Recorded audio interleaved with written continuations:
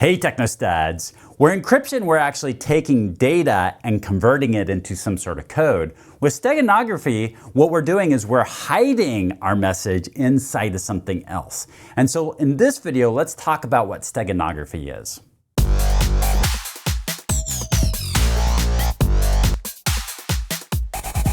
Steganography is the art of hiding some sort of message or information inside something else. An example might be maybe we have some sort of secret message and we're hiding it inside a picture. That would be an example of it.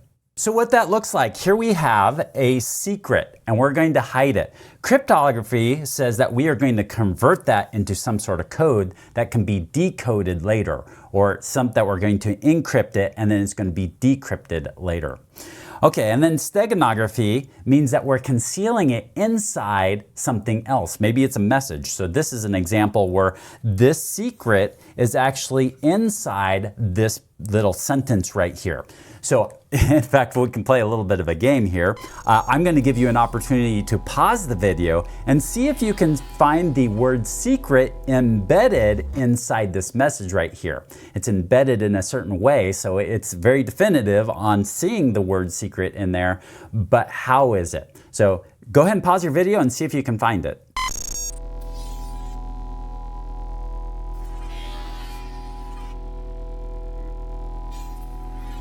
And here's the answer. The way it was embedded is it was the first letter of every second word spells out the word secret. So did you get it right?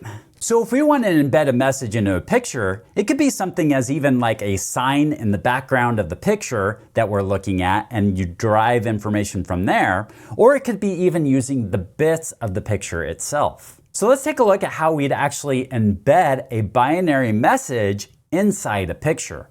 A picture actually has a lot of bits to it, and the bigger the picture, the more the bits. It takes a lot of bits in order to represent what a picture is going to look like.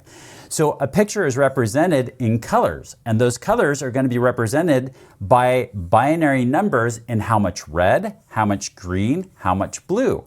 The higher the binary number, so this right here says that it has a lot of blue in this. It has quite a bit of green and it has a little bit less red in it.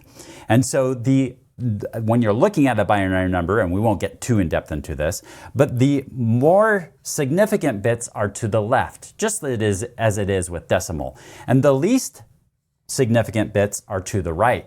So we could actually flip this 1 to a 0 right here, or flip this 0 to a 1 without drastically altering any color. It would be a very small change in the color. It would be hardly noticeable at all.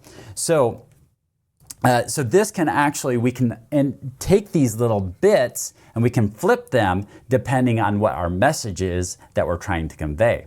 So this is a little more what a picture might look like. We would have all these bits, and this would be a really small picture that this would represent right here. And then every 8th bit could be our secret message that we're encoding in it. There's pros and cons to using this method. That is, with cryptography, you have some sort of code that you're passing back and forth. Now the problem with this is if I were to see a code, I would say, I wonder if I could break the code, and then start trying to work at breaking the code. And it's pretty obvious that this is going to be a coded message that's going to go back and forth. With steganography, if I'm looking at a picture, I don't necessarily know that there's something embedded in it. And so the code could be much more like breezed over, and I'm not even going to attempt to try to find a code in it because it's just a picture. Now, that being said, if I did know, it might actually be easier for me to extract that code and figure out what it's saying.